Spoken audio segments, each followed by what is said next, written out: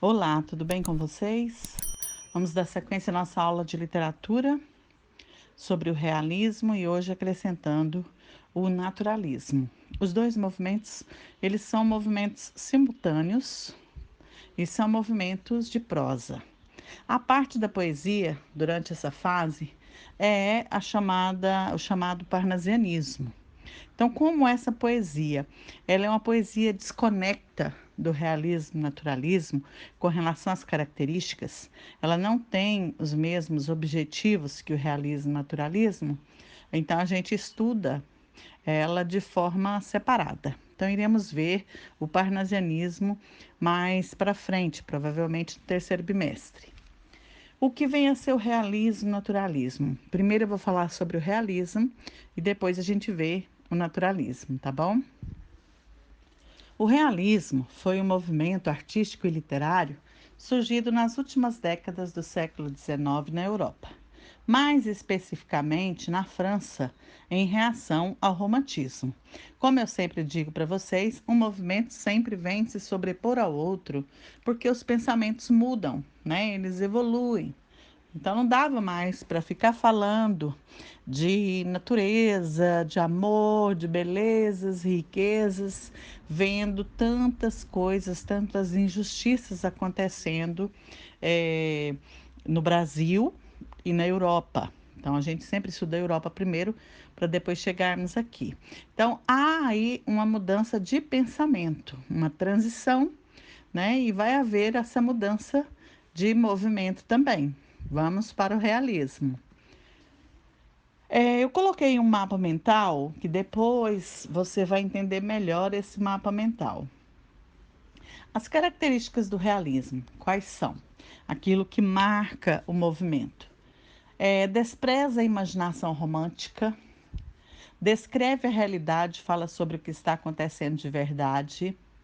As personagens, elas são um retrato fiel daquilo do cotidiano, caráter, aspectos negativos da natureza humana. Então, tudo isso é abordado pelas personagens.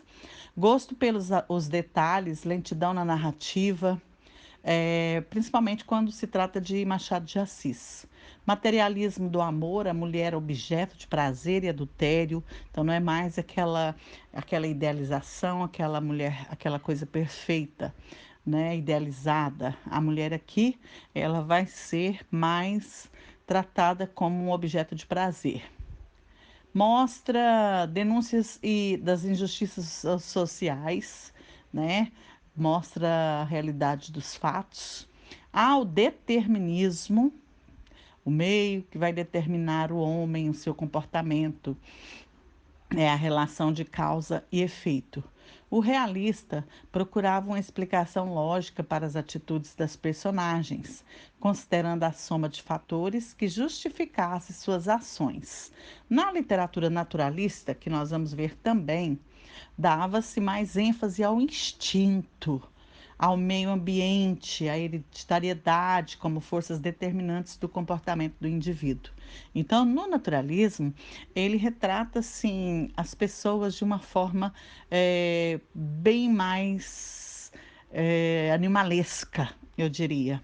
Então, bem instintiva mesmo, mas isso no naturalismo. O realismo vem mostrar essa realidade, mas de uma forma mais sutil. Já o naturalismo, ele vem e escancara com essa realidade. A linguagem é simples, natural, clara e objetiva. As correntes filosóficas que vão interferir, né, nesses escritores, no comportamento desses escritores e que vai ser colocado nas personagens de suas obras. O positivismo de Auguste Comte. Então, na época, o cenário intelectual era dominado por essas correntes filosóficas. O determinismo vai marcar demais as obras do naturalismo. O darwinismo, o evolucionismo social, o experimentalismo, o socialismo, tanto utópico quanto científico. Então, essas correntes filosóficas, elas vão influenciar os escritores e vão estar presentes em suas obras, ditando os comportamentos de suas personagens. Vamos ver então o realismo propriamente dito. Motivados pelas teorias científicas e filosóficas da época, os escritores realistas desejavam retratar o homem e a sociedade em sua totalidade.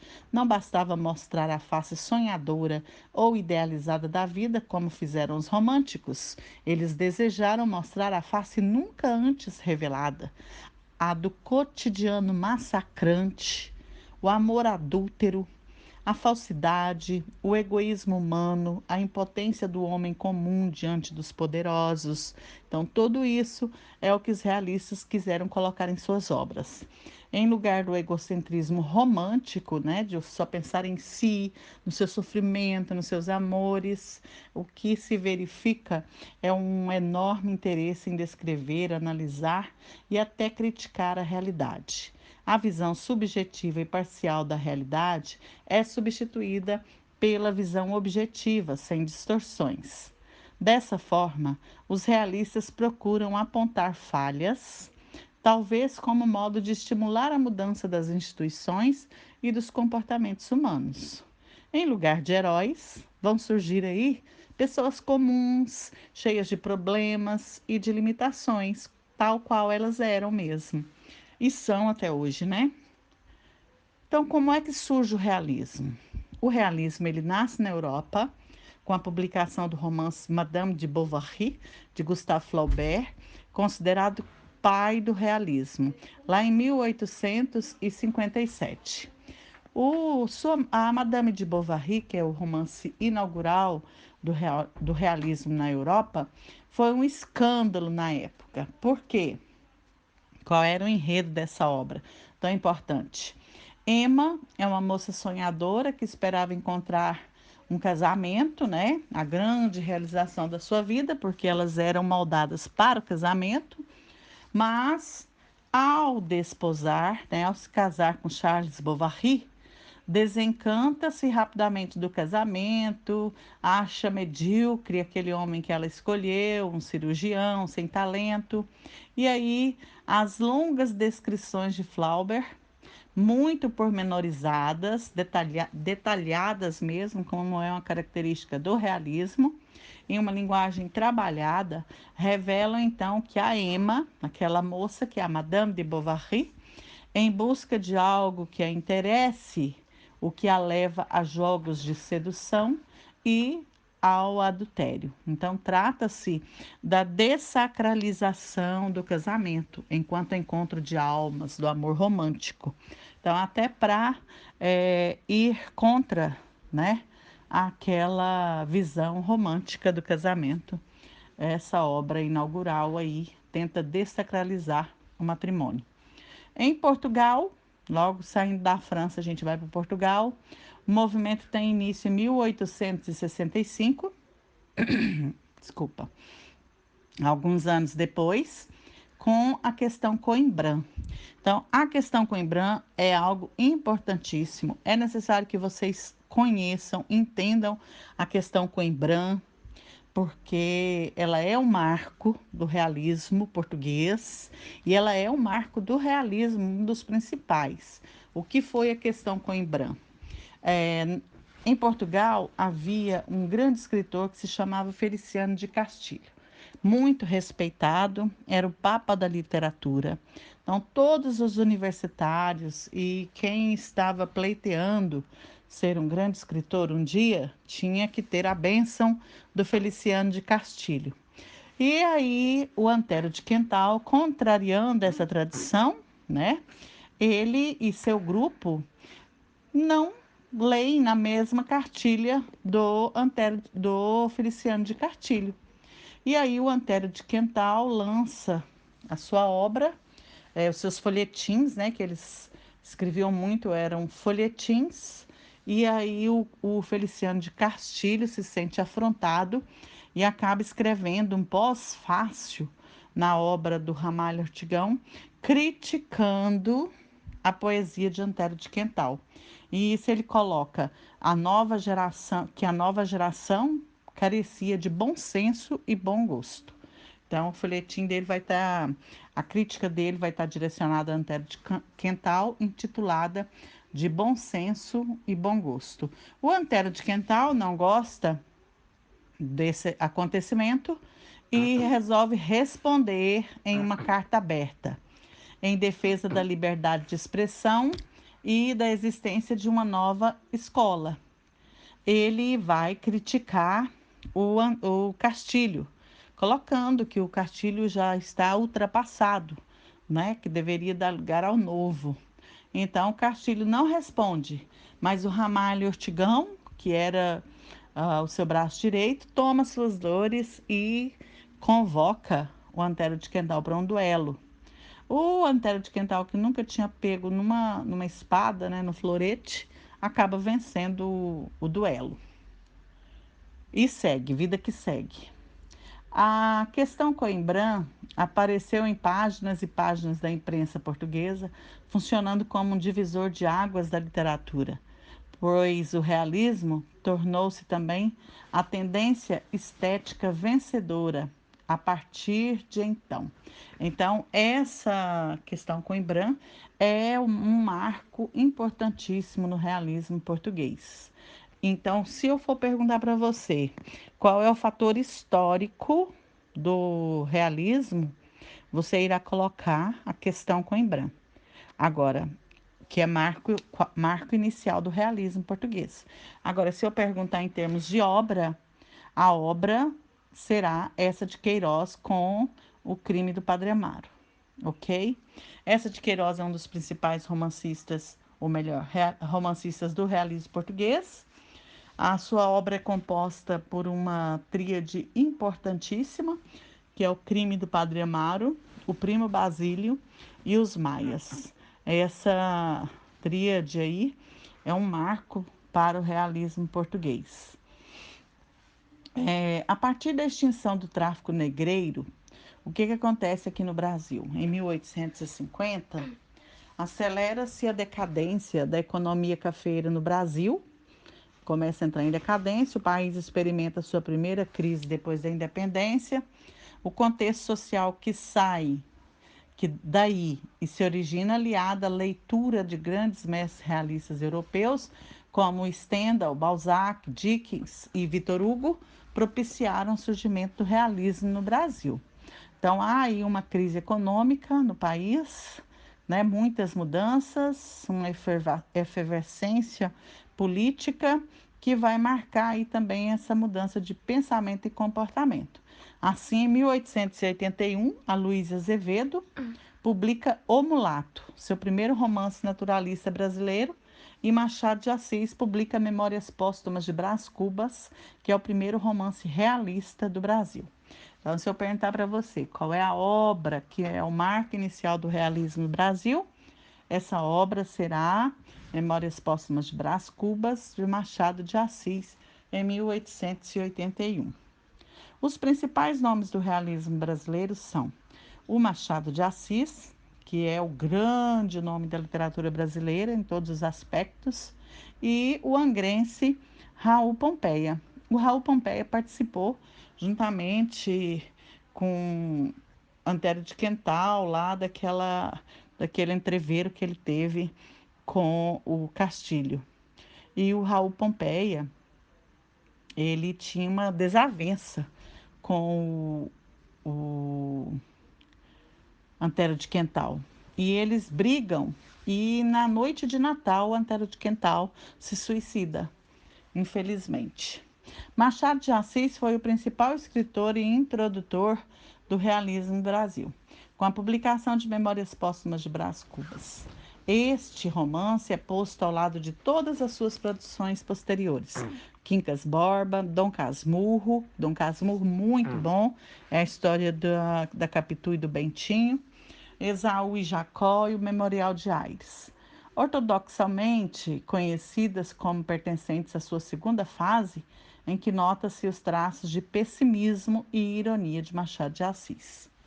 Em sua maturidade, reunido a colegas próximos, fundou e foi o primeiro presidente unânime da Academia Brasileira de Letras. Ele foi um dos fundadores. Raul Pompeia. Quem foi o Raul Pompeia?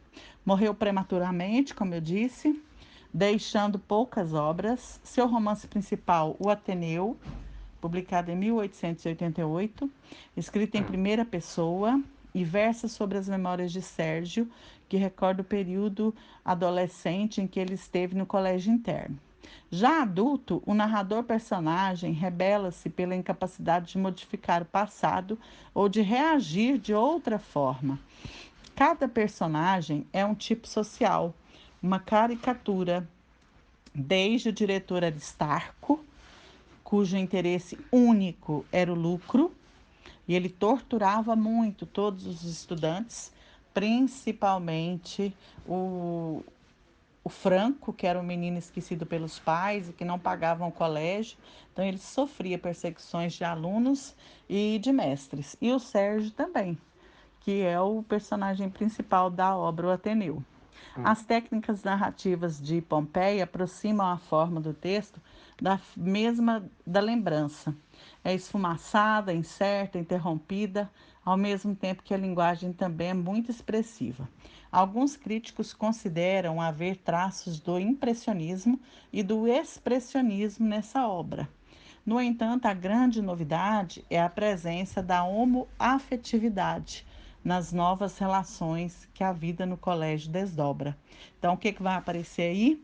A temática que aparece diversas vezes ao longo desse romance, o Ateneu, do Raul Pompeia, é das relações homossexuais entre os rapazes que viviam naquele regime de internato.